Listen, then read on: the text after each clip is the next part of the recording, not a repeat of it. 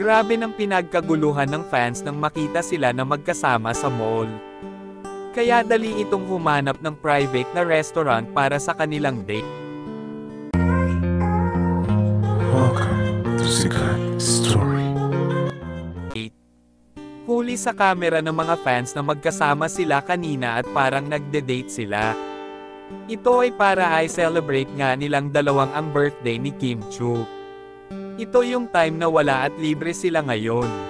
Dahil sa dami ng tao ay nag-invite na lang sila sa kanilang tahanan at nad-dinner kasama ang pamilya at kaibigan ni Kim Chu. Masaya ang pamilya at nakilala nila si Paolo Avellino. At pumunta sa family celebration ni Kim Chu.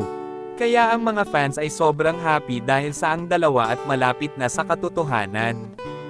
Basahin natin ang mensahe ng fans nila para sa kanilang dalawa. Grabe tululuha ko sa message ninyo kay Kim. I'm sorry to hear the pain you went through. Thank you Showtime for Love and Kim. Happy birthday Kim Pao fan here. Happy birthday, Kimi.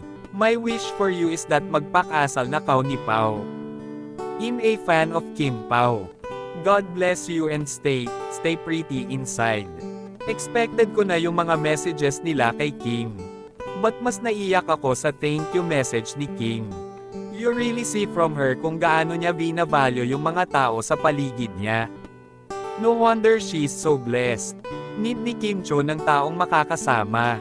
Kaya naman iboto natin si Paolo Avellino, mention natin para lalong mahalin niya si Kim Chu. Comment kayo kung gusto nyo na ipapakilala ni Kim Chu si Paolo Avellino sa kanyang pamilya. Yan lang ang mainit na chika natin ngayon. Halina't mag-like, share and subscribe. Thank you.